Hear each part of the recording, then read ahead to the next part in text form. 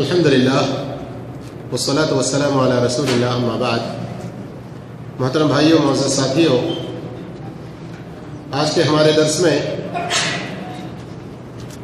کتاب کی جو ترتیب ہے اس کے اعتبار سے 28ویں اور ہمارے اس رمضان کے مطابق 8ویں جو حدیث ہے، حضرت عرباض بن ساریہ رضی اللہ تعالیٰ عنہ کی حدیث. ان کی کنیت ابو نجیح ہے. حضرت ابو نجیح عرباض بن ساریہ رضی اللہ تعالیٰ عنہ سے روایت ہے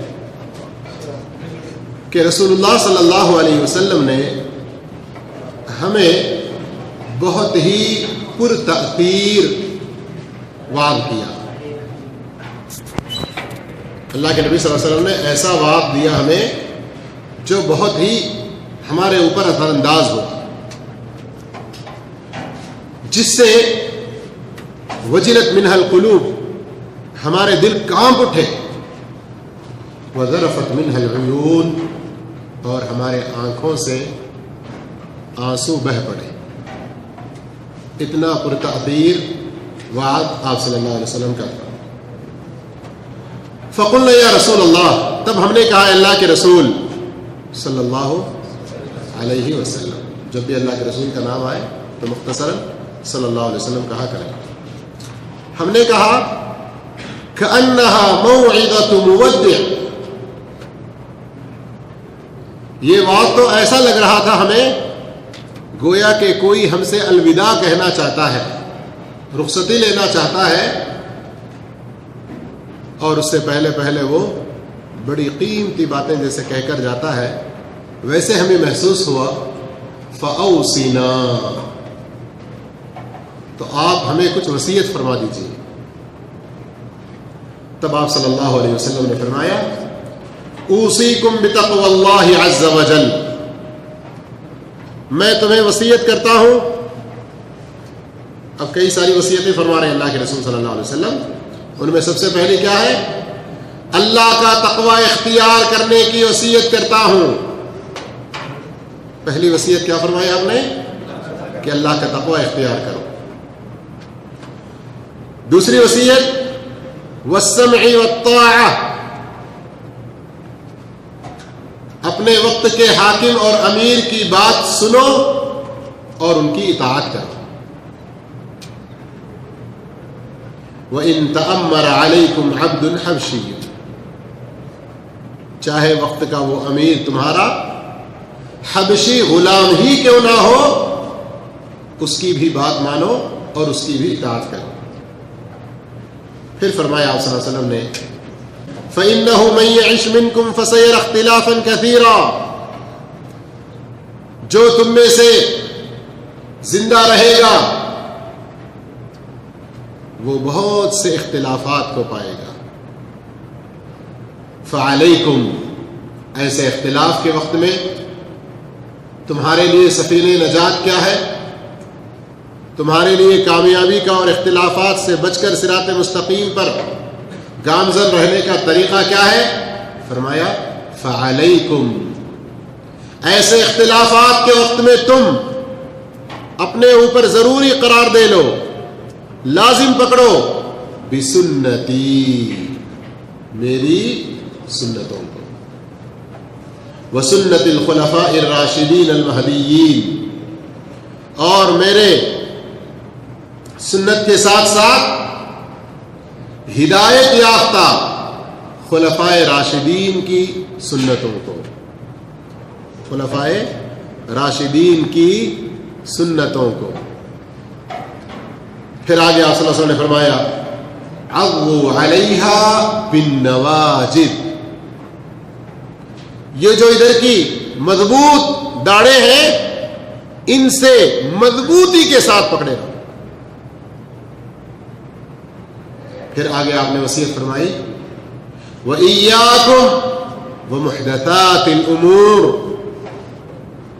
دین میں نئی نئی چیزوں کے ایجاد کرنے سے بچو. دین میں نئی چیزوں کے ایجاد کرنے سے بچو. فَإِنَّ كُلَّ مُحْدَثَةٍ بِدْعَةٍ، بے شک ہر نئی ایجاد کردہ چیز دین میں یہ بدعت ہے. وَكُلَّ بِدْعَةٍ ضَلَالَةٍ اور ہر بدعت گمراہی ہے. سن لی حدیث مکمل آپ نے, یہاں تک کہ اللہ کے نبی صلی اللہ علیہ وسلم کی حدیث تھی. پھر ایک مرتبہ صرف میں ترجمہ ہی تیزی کے ساتھ سنا دیتا ہوں, توجہ فرمائیں اور دیکھیں کہ اس کے اندر ہمارے لیے کیا پیغام ہے.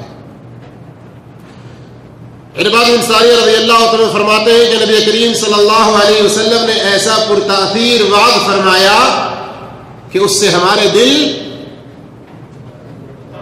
کانپ اٹھے, ہماری آنکھوں سے آنسو بہہ پڑے. ہم نے کہا یہ کسی الوداع کہنے والے کا وعظ معلوم ہوتا ہے. اے اللہ کے رسول صلی اللہ علیہ وسلم, آپ ہمیں کچھ وصیت فرما دیجئے. تو آپ نے فرمایا میں تمہیں وصیت کرتا ہوں اللہ کا تقوی اختیار کرنے کی, اپنے وقت کے حاکم کی بات مان کے ان کی اطاعت کرنے کی, اگرچہ کہ وہ حبشی غلام ہی تمہارے اوپر امیر مقرر ہوئے ہوں. پھر فرمایا جو میرے بعد لمبی زندگی پائے گا بہت سارے اختلافات دیکھے گا, تو ایسے وقت میری سنتوں کو لازم پکڑو اور ہدایت یافتہ خلفائے راشدین کی سنتوں کو بھی مضبوط تھام لو. کیسی مضبوطی سے؟ جیسے ان داڑھوں کے کونچلی کے دانتوں سے مضبوطی سے پکڑا جاتا ہے. اور دین میں نئی نئی چیزوں کے ایجاد کرنے سے کیا کرو؟ بچو. اس لیے کہ دین میں دین کے نام پر ایجاد کردہ ہر نئی چیز بدعت ہے اور ہر بدعت گمراہی ہے. وَكُلَّ بِدْعَةٍ ضَلَالَةٍ, کلّا کے کیا معنی؟ کل, سارے کا سارا. تو اب بدعت جب ہم کہیں گے تو تھوڑی بدعت گمراہی, تھوڑی بدعت اچھی, ایسے کہیں گے؟ کل کا ترجمہ کریں گے. ساری کی ساری بدعتیں جو دین میں پیدا کی جائیں وہ سب گمراہ ہیں. میرے بھائیو, اس حدیث کے اندر ہمارے لیے بہت ساری فائدے کی باتیں ہیں. پہلی فائدے کی بات اس میں یہ ہے کہ ہم مسلمانوں میں سے جو بھی جتنا بھی وہ دین کو سمجھے ہوئے ہیں, دین کو جانتے ہیں, وقتاً فوقتاً اپنے ساتھیوں کو, دوستوں کو, اپنے ماتحت لوگوں کو, جان پہچان والوں کے درمیان, انجان والوں کے پاس بھی جا کر نصیحتیں کرتے رہنا چاہیے. نصیحتیں کرتے رہنا چاہیے.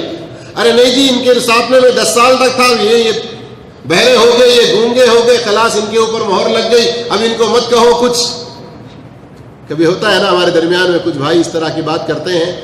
نہیں, ہم اپنے بولنے کے انداز کو بدلیں, نصیحت کے طریقے کو بدلیں. کبھی جہنم کا ڈر دلاتے تھے تو جنت کا شوق اور جنت کی رغبت دلائیں. کبھی ہم جنت کی رغبت اور شوق دلا کر بات کرتے تھے تو اب اور دوسرا اسلوب اختیار کریں. کوئی قصے جو قرآن میں حدیث میں بیان ہوئے ہیں, یعنی الگ الگ اسلوب, الگ الگ انداز, الگ الگ موقع مناسبت تلاش کریں اور نصیحت کو جاری رکھیں. فذکر فإن الذکریٰ تنفع المؤمنین, جس کے اندر ایمان ہے وہ ایک نہ ایک دن نصیحت سے فائدہ ضرور اٹھائے گا. اب جب میں نے یہ آیت پڑھ لی تو یہاں اس آیت کی روشنی میں ایک فائدہ یہ بھی آپ سن لیں کہ اللہ کیا کہتا ہے, فذکر فإن الذکریٰ, آپ نصیحت کریں, بے شک نصیحت تنفع فائدہ پہنچاتی ہے. کس کو؟ تنفع المؤمنین. کہا کس کو فائدہ پہنچاتی ہے؟ مومنین کا ترجمہ ضرورت نہیں ہے نا, الگ سے پتہ ہی ہے. اللہ کہہ رہا ہے کہ مومنین کو نصیحت فائدہ پہنچاتی. اب کسی نے ہمیں نصیحت کی اور ہمارے اندر تبدیلی نہیں آئی, نماز نہیں پڑھتے تھے, نصیحت کی, ہم نمازی نہیں بنے. روزے چھوٹتے تھے, نصیحت کی, ہم روزے نہیں رکھ رہے ہیں. داڑھی کاٹتے تھے, نصیحت کی, ہم داڑھی نہیں چھوڑ رہے ہیں. ہم ٹخنے سے نیچے پہنتے تھے, نصیحت کی, اب اوپر نہیں پہن رہے ہیں. غیبت چغلی وغیرہ سب کرتے تھے, کسی نے نصیحت کی, ہم ان برائیوں کو نہیں چھوڑ رہے ہیں, تو کیا مسئلہ, کیوں رکا ہوا ہوں میں, کس چیز کا فرق ہے؟ تنفع المؤمنین, مومنین کو فائدہ پہنچاتی ہے, اللہ کہہ رہا ہے. اس کا مطلب یہ ہے کہ ہمارے ایمان میں خلل کہیں ہے جس کی وجہ سے ابھی نصیحت ہمارے اوپر اثر. صحیح ہے کہ جھوٹ؟ میری اپنی بات نہیں ہے, قرآن میں اللہ فرماتا ہے تم نصیحت کرتے رہو کرتے رہو, جو ایمان والے ہوں گے ان کو نصیحت فائدہ پہنچائے گی. اب اگر نصیحت مجھے فائدہ نہیں پہنچا رہی ہے تو مجھے اپنے ایمان کی فکر کرنی چاہیے, اور ان لوگوں کی بات ڈھکوسلے کی, دھوکے کی, خوش فہمی کی, غلط فہمی کی اور شیطانی وسوسے کی بات ہے, جو کہتے ہیں ارے جاؤ جی نماز جماعت سے پڑھنا تھوڑی ضروری ہے, تم لوگوں کو دکھاوے کے لیے یہ کام کرنا ضروری ہے, ایمان تو ہمارے دل میں ہے, چھاتی مار کے کہتے ہیں. میرے بھائیو یہ بہت خطرے کی بات ہے. پلیز اس ایک چھوٹی آیت پر بھی ہم غور و فکر کریں اور اس سے نصیحت حاصل کر لیں, بہت بڑی ہمیں نصیحت مل جائے گی کہ نصیحت فائدہ کس کو پہنچائے گی, کس کو پہنچائے گی؟ اگر میں اچھائی کو نہیں اپنا رہا ہوں, برائی کو نہیں چھوڑ رہا ہوں, تو ابھی میرا ایمان صحیح ہے. مجھے اپنے ایمان کو درست کرنے کی فکر کرنی چاہیے, اس لیے کہ مجھ میں نصیحت فائدہ نہیں پہنچا رہی. اللہ ہم سب کو ہدایت عطا فرمائے. جو حدیث ہم نے پڑھی اور جس کا ترجمہ کھلے کھلے اور سرسری طور پر 2 مرتبہ ہم نے سن لیا, اس کے اندر ایک دوسرے فائدے کی بات یہ معلوم ہوتی ہے کہ نصیحت ہمیں فائدہ پہنچا رہی ہے نہیں پہنچا رہی ہے, اس کا واضح اثر کبھی ظاہر بھی ہوتا ہے, کبھی اندرونی بھی ہوتا ہے. دلوں کے اندر کب کبھی طاری ہونا, آنکھوں سے آنسو جاری ہو جانا, یہ بھی نصیحت قبول کرنے کے آثار میں سے. اگر کبھی ہم اللہ کا ذکر سنیں, جیسے اللہ نے سورہ انفال میں فرمایا انما المؤمنون الذین اذا ذکر اللہ وجلت قلوبہم, سچے مومن وہ لوگ ہیں کہ جب انہیں نصیحت کی جاتی ہے تو ان کے دل کانپ اٹھتے ہیں, کانپ اٹھتے ہیں. تو باپ اہل علم کہتے ہیں کہ نیکیوں کی مجلس میں جب رہو,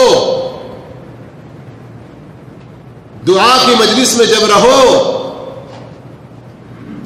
اللہ رسول کی باتیں جہاں پیش کی جا رہی ہیں, جنت و جہنم کی یاد جہاں, موت اور آخرت کی جہاں فکر دلائی جا رہی ہے, وہاں بیٹھو, رونا نہ بھی آئے تو رونے جیسی صورت بنانے کی کوشش کرو. یہ دنیا والوں کو دکھانے کے لیے نہیں, اپنے اندر ایک تاثیر پیدا ہو. اس لیے کہ بعض دفعہ دل ایسے سخت ہوتے ہیں کہ رونا جلدی نہیں آتا.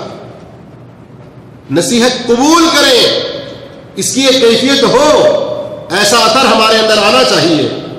تیسرا فائدہ یہ معلوم ہوتا ہے کہ صحابہ اکرام کا شوق, اس سے پہلے کئی مرتبہ سنتے آئے ہیں نا, ابھی تو ہماری ترتیب میں یہ 8ویں حدیث ہے, لیکن کئی مرتبہ صحابہ اکرام سوال کر رہے ہیں, اللہ کے رسول جواب دے رہے ہیں. صحابہ اکرام نیکیوں میں سبقت کے لیے کچھ بات پیش کر رہے ہیں, اللہ کے رسول سے جواب سن رہے ہیں. اور یہاں پر بھی دیکھیں, جب ایسا پر اثر, مؤثر, بلیغ, دل کانپنے, آنکھوں سے آنسو بہنے والا موضوع اور وعظ سنا تو خاموش نہ رہے. کہا کوئی الوداع کہنے والے کی یہ تقریر معلوم ہوتی ہے, آپ ہمیں وصیت فرمائیں. تو ہم اپنے اندر یہ کیفیت پیدا کریں, نصیحتوں کی مجلسوں میں جائیں, علم کی مجلسوں میں شریک ہوں, اور کوئی فائدے کی چیز دکھے اور ہمیں خطرہ ہو کہ اب یہاں سے جانے کے بعد میرے پاس یہ چیز محفوظ نہیں رہے گی, تو استاد سے کچھ نوٹس مانگ لینا, عالم صاحب سے کچھ خاص نصیحتیں لے لینا, یا ان کی وہ تقریر لکھی ہوئی ہو, ریکارڈ کی ہوئی ہو تو اس کو مانگ لینا, تاکہ ہم ہدایت پر جمے رہیں, نیکیوں پر جمے رہیں, برائیوں کو ہم چھوڑتے رہیں. بعد میں بھی مجلس سے نکل جانے کے بعد بھی ہم مجلس میں رہنے کے وقت جیسا ایک اللہ کا خوف تھا, دل کانپ رہے تھے, جانے کے بعد پھر سے دنیا میں لگ جائیں گے, دنیا کے کاموں میں لگیں گے, تو وہاں پتہ نہیں کتنی غفلت چھائی رہے گی, نہیں معلوم. اس لیے کچھ خاص نصیحتیں وصیتیں لینا. صحابہ اکرام کا یہ طرز عمل ہمیں نظر آتا ہے. اور اللہ کے رسول صلی اللہ علیہ وسلم نے جو وصیتیں فرمائیں ان میں سب سے پہلی وصیت کیا تھی؟ اللہ کا تقوی اختیار کرنا. تقوی کیا چیز ہے معلوم ہے نا؟ تقوی سمجھانے کے لیے اگر ہم کہیں تو آپ ہی سے پوچھتے ہیں, اور ہم میں سے بہت سے لوگوں کو دیہات کی زندگی کا بھی کچھ نہ کچھ تجربہ ہوگا, جہاں کھیتوں میں جاتے ہیں, پگڈنڈیوں سے گزرتے ہیں, کانٹے والے راستے سے آپ کا گزر ہو اور آپ کو اگلی پار میں اس طرف میں جانا بھی ہے, کیسے جاتے ہیں؟ ہاں, اس طرح جاتے ہیں کہ سارے کانٹے آپ کو زخمی کر کے باہر نکلنے تک آپ لہو لہان ہو جائیں. ایسے جاتے ہیں؟ نہیں جاتے. یہی تقویٰ ہے کہ آپ اپنے آپ کو کانٹوں سے حتی الامکان بچانے کی کوشش کرتے ہوئے اپنے راستے پر رہتے ہیں, منزل تک پہنچنے کے لیے جمے رہتے ہیں اور کانٹوں سے بھی بچتے رہتے ہیں. تقویٰ یہی ہے کہ آپ صراط مستقیم پر گامزن رہیے, شرک و بدعات و خرافات و برائیوں گناہوں سے دنیا والے گناہ والے, بدعت والے, شرک والے کتنے آپ پر ٹوٹ پڑے ہیں, لیکن آپ ایسے جم کر اپنی منزل پہ نگاہ رکھ کے سیدھے چلتے رہیے کہ ان کے آپ کے اوپر کچھ بھی اثر نہ ہو. تھوڑا بہت ہلکا خراش آ جائے, تھوڑی سی دھول لگ جائے, لیکن آپ کسی طرح منزل تک پہنچ بھی جائیں. سمجھ میں آئی بات؟ کچھ نہیں آئی؟ اس لیے کہ تقوی کو سمجھنے کے لیے خود صحابہ اکرام نے الگ الگ انداز میں اس کی تعریف بیان فرمائی. سب کا مقصود ایک ہی نکلتا ہے, بس سمجھانے کا انداز ہے.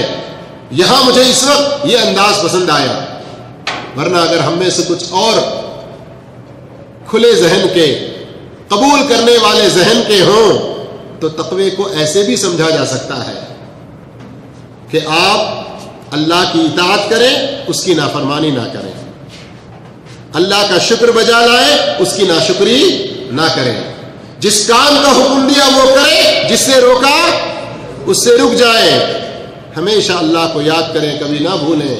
یہ بھی تقویٰ ہے. چونکہ تقویٰ جماع الخیر کلہ, تمام خیر و خوبیوں کی بنیاد اور اس کی جڑ ہے. اس لیے خطبات میں ہر موقع پر اللہ کے رسول صلی اللہ علیہ وسلم اس کی وصیت کرتے رہتے تھے. اور یہاں بھی آپ لوگ ہمیشہ جمعہ کے خطبے میں, عام خطبات میں بھی, یا عباد اللہ فاتقوا اللہ, یا اخوان المسلمین اتقوا اللہ, سنتے رہتے ہیں کہ نہیں؟ پھر آگے اللہ کے رسول صلی اللہ علیہ وسلم نے جو نصیحت فرمائی وہ یہ کہ وقت کا جو حاکم ہو اس کی بات ماننا اور اس کی اطاعت کرنا. یہاں میں یہ بات بھی بہت لمبی ہو سکتی ہے لیکن وقت ساتھ نہیں دے گا, اس لیے میں 2 جملوں میں اس بات کو سمجھاتا ہوں, ذرا توجہ فرمائیں.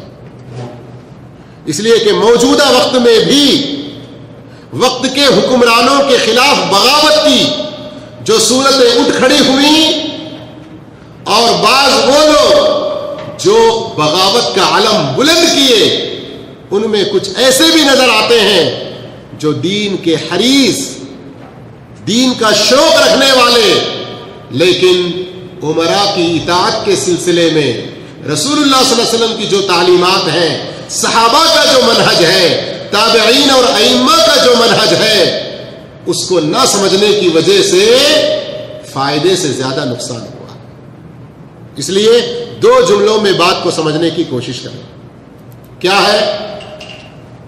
دو الفاظ اللہ کے رسول صلی اللہ علیہ وسلم نے یہاں استعمال کیے ہیں، السمع والطاعہ، بات سنو اپنے وقت کے حاکم کی اور ان کی اطاعت کرو۔ اب ان دو الفاظ کو ہم نبی کریم صلی اللہ علیہ وسلم کی اور حدیثوں کے ساتھ ملا کر دیکھتے ہیں تو وہاں ہمیں کیا خبر ملتی ہے کہ وقت کا حاکم اگر قرآن و حدیث کے خلاف کوئی حکم دے تو آپ اس کی اس بات کو صرف نہ مانو لیکن بغاوت نہ کرو۔ کیا نہ کرو؟ چونکہ یہ حاکم قرآن و حدیث کے خلاف کر رہا ہے اس لیے ہم اس کی حکومت کو تسلیم نہیں کرتے، ہم فلاں کو اپنا امیر بنا لیتے ہیں۔ یہ کیا ہے؟ یہ بغاوت ہے۔ یہ سمجھ میں آ رہی بات؟ بغاوت جہاں بھی ہوئی، اطاعت کسی موقع پر نہ ہونے سے نقصان ہوگا لیکن اتنا بڑا نقصان نہیں ہوگا جتنا بغاوت کی وجہ سے نقصان ہوتا ہے۔ اور بغاوت کی اجازت اگر کہیں ہے تو اس کے بہت سے کنڈیشنز ہیں، شروط ہیں، جب وہ پائے جائیں تو ہی اس کے لیے تیار ہونا ہے، ورنہ نہیں۔ لیکن ہمارے بہت سارے لوگ اس چیز کو نہیں سمجھتے، اس لیے اللہ کے رسول صلی اللہ علیہ وسلم کی صحیح بخاری صحیح مسلم کے اندر یہ حدیثیں پائی جاتی ہیں۔ اللہ کے رسول صلی اللہ علیہ وسلم سے صحابہ نے بعض دفعہ سوال بھی کیا کہ اگر ایسے عمراء اور حکام آ جائیں جو نماز قائم کرنا، نماز جو دین کا ستون ہے، اللہ نے قرآن میں فرمایا کہ ہم کسی کو حکومت عطا کریں، مکناہم فی الارض اقاموا الصلاۃ، سب سے پہلی بنیادی فرض حاکم کا یہ ہے کہ وہ نماز قائم کریں۔ اگر نماز کو قائم کرنے جیسی چیز میں سنت سے ہٹ جائے تو ہم کیا کریں؟ پھر بھی اللہ کے رسول صلی اللہ علیہ وسلم نے یہ نہیں فرمایا کہ طلب بغاوت بلند کرو۔ کیا مطلب؟ کہ ہم سنبھل کر، سوجھ بوجھ کر، بڑے علماء کی رائے لے کر، صحابہ کے منہج کو سمجھ کر یہاں قدم اٹھانا چاہیے۔ اطاعت نہ کریں اس مسئلے میں، یہ ہمیں اختیار کیا بلکہ اللہ کا حکم ہے، اللہ کے رسول کا حکم ہے، لا طاعۃ لمخلوق فی معصیۃ الخالق، اللہ کی نافرمانی ہوتے ہوئے کسی مخلوق کی اطاعت ہم نہیں کر سکتے۔ لیکن عالم بغاوت بلند کرنا یہ ایک الگ موضوع ہے، یہ کوئی چھوٹا موضوع نہیں ہے اور ہر ایک عام آدمی کی بات بھی نہیں ہے۔ اسی لیے اللہ کے نبی صلی اللہ علیہ وسلم نے بات سمجھ میں آنے کے لیے کیا فرمایا؟ اگر حبشی غلام شکل و صورت میں بھی کچھ نہیں، ویسے ہی معاشرے میں اس کی کوئی حیثیت نہیں، ویسا آدمی بھی اگر تمہارا امیر بنا ہے تو پھر بھی تم کو اس کی اطاعت کرنا ہے۔ یہ ہے اسلام ہمیں جو حکم دیتا ہے۔ پھر اس کے بعد اللہ کے رسول صلی اللہ علیہ وسلم نے آگے پیش آنے والے امور کے بارے میں خبر دی۔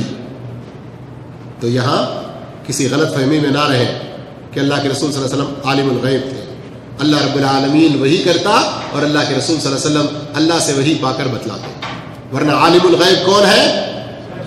صرف اور صرف اللہ۔ قل لا يعلم من في السماوات والارض الغیب الا اللہ، آسمان و زمین کے غیب کا علم سوائے اللہ کے کسی کے پاس نہیں۔ قرآن اس کی صراحت کر دیتا ہے۔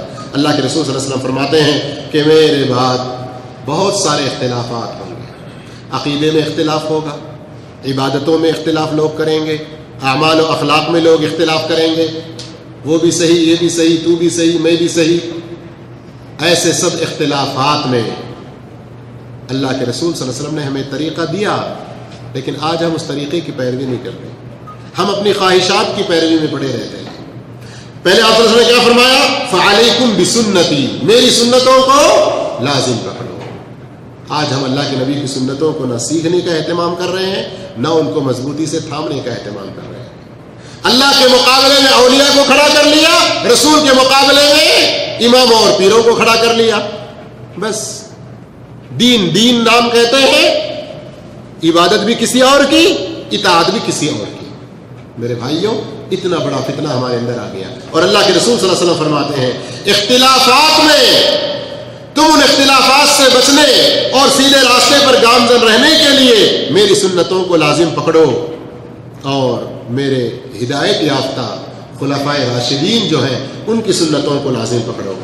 اور اب آپ صلی اللہ علیہ وسلم نے کتنا ان کو پکڑنا ہے مضبوطی کے ساتھ، بات ایک عام آدمی کو بھی سمجھ میں آ جائے، اس کے لیے فرمایا کسی بھی چیز کو مضبوطی سے تھامنے کے لیے کیا کرتے ہیں؟ ہاتھوں کے سہارے کے ساتھ ساتھ داڑھوں میں بھی چیز کو پکڑ کے رکھتے ہیں تاکہ چیز مضبوطی سے ہم تھامے رہیں. تو یہاں یہ مثال ہے صرف کہ جس طرح کسی چیز کو، محسوس چیز کو مضبوطی سے پکڑنے کے لیے داڑھوں کا بھی سہارا لیتے ہیں، ویسے میری سنتوں کو بھی تم عملی اعتبار سے، عمل کرنے کے اعتبار سے. لیکن آج الٹا ہو گیا معاملہ. کسی سنت پر عمل کرنے کے لیے کیا کہتے ہیں ہم لوگ؟ ارے بات تو صحیح ہے جی رسول کی، لیکن اختلاف ہو جاتا. کتنا الٹا معاملہ ہو گیا. اللہ کے رسول صلی اللہ علیہ وسلم فرماتے ہیں اختلافات سے بچنے کے لیے میری سنتوں کو لازم پکڑو. اچھا یہاں سنت سے مراد وہ غلط فہمی دور کر دیں. اچھا واجب نہیں، رکن نہیں، سنت نہ، سارا دین مراد ہے یہاں پر. جو میں لے کر آیا ہوں شریعت، جو دین میں لے کر آیا ہوں، میرا طریقہ، میری اتباع، میری پیروی، اس میں اللہ کی عبادت بھی آئے گی، رسول کی اطاعت بھی شامل ہوگی. اور آگے اللہ کے رسول صلی اللہ علیہ وسلم نے فرمایا تم دین میں نئی نئی چیزوں کے ایجاد کرنے سے بچو. دنیا میں ایجاد کرنے سے بچنے کے لیے نہیں کہا، دنیا میں ترقی کرنے کے لیے کہا. اور خود صحابہ اکرام اللہ کے رسول صلی اللہ علیہ وسلم کی زندگی میں بھی اور اللہ کے رسول کی وفات کے بعد بھی دنیا کے امور میں ترقی کرتے چلے گئے. وہ ٹاپک پہ جاؤں گا تو کئی مثالیں ہیں لیکن بات لمبی ہوگی. جس چیز سے منع کیا گیا ہے وہ نئی چیزوں کا داخل کرنا کس میں؟ دین میں. اب ہمارے کچھ جاہل لوگ ہیں، اللہ تعالیٰ ہدایت عطا فرمائے. جاہل کا مطلب ہے کہ وہ لوگ اپنے آپ کو عالم ہونے کا اقرار کرتے ہوئے لوگوں کے سامنے تقریر کرتے ہیں، لیکن کہتے ہیں یہ لوگ جو میلاد کو منع کرتے ہیں ان سے کہو کہ یہ ہوائی جہاز میں سفر نہ کرے، اس لیے کہ ہوائی جہاز بھی اللہ کے رسول کے زمانے میں نہیں تھا، وہ بھی نئی ایجاد کردہ چیز ہے. استغفر اللہ. کیا اللہ کے رسول صلی اللہ علیہ وسلم دنیا کی چیزوں میں ترقی کرنے اور ایجاد کرنے سے منع کر رہے ہیں؟ دین کے نام پر، اجر و ثواب کے نام پر کسی چیز کے ایجاد کرنے سے اللہ کے رسول صلی اللہ علیہ وسلم منع فرما رہے ہیں. اور فرمایا فإن كل محدثة بدعة، ہر نئی ایجاد کردہ چیز دین میں بدعت ہے اور ہر بدعت جی. اب کچھ لوگ کہتے ہیں نا کہ نہیں یہ جو میلاد ہے، شب برات ہے، شب معراج ہے، اور کیا ہے، فاتحہ خوانی، قرآن خوانی، مردوں کے اوپر 20واں 30واں 40واں برسی وغیرہ، یہ سب پیران پیر محبوب سبحانی کے نام کے فاتحے، یہ ساری چیزیں یہ بدعت حسنہ میں سے. ان کو کیا کہتے ہیں؟ بدعت حسنہ، اچھی بدعت. اور اللہ کے رسول نے جس بدعت کو خراب کہا نا وہ بدعت سیئہ ہے. نہیں میرے بھائی، اللہ کے رسول صلی اللہ علیہ وسلم کہہ رہے ہیں کلو، اور آپ لوگ عرب میں آ کے کام کر رہے ہیں، شوئی شوئی بھی معلوم ہے، کلو کلو بھی معلوم ہے. راتب کلو یبغا والا شوئی یبغا، یہ تو پتہ ہی ہے.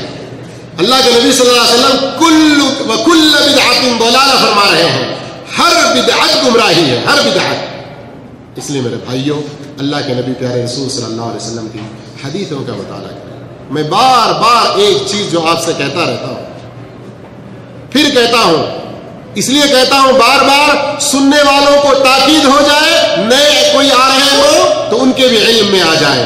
وہی ایک بات، کیا کہ خود پڑھو، پڑھو قرآن کو، پڑھو نبی صلی اللہ علیہ وسلم کی حدیثوں کو، پڑھو ترجمے کے ساتھ، پڑھو سمجھنے کی کوشش کرو، تو آپ کو پتہ چل جائے گا کہ کون قرآن حدیث کا نام لے کر اس کی طرف حقیقت میں بلا رہا ہے، کون قرآن و حدیث کا صرف نام لے کر اپنی طرف بلا رہا ہے.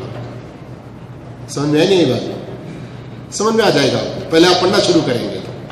اور الحمدللہ دعوت کے راستے میں کئی زمانوں کا، کئی سالوں کا تجربہ کہ ایسے بھائی جو کسی وقت میں دشمن کی طرح سے بھی سلوک کرتے، لیکن جب ان کو پڑھنے کے لیے ہم نے صرف اصرار کیا، کہا کہ ہمیں گالی دو، ہماری ہر بات کو جھٹلاؤ، لیکن تم خود قرآن تو پڑھو، نبی سے محبت ہے، نبی کی حدیث پڑھو. جب پڑھنے لگ گئے تو الحمدللہ حق ان کے سامنے واضح ہو گیا. اللہ عز و جل سے دعا ہے کہ اس حدیث میں جو آج کی حدیث ارباب بن ساریہ رضی اللہ تعالیٰ عنہ کی تھی، اس سے جو نصیحتیں ہم کو ملی ہیں ان کو سمجھنے اور ان پر عمل کرنے کی توفیق عطا فرمائے، اور سنتوں کو اختلافات کے وقت میں سنتوں کو لازم پکڑنے کی جو تعلیم اللہ کے رسول نے دی، سنتوں کو لازم پکڑ کے بدعتوں سے منہ پھیرنے، منہ موڑ لینے کی اللہ ہم سب کو توفیق عطا فرمائے۔ جزاکم اللہ خیر، السلام علیکم و رحمۃ اللہ وبرکاتہ۔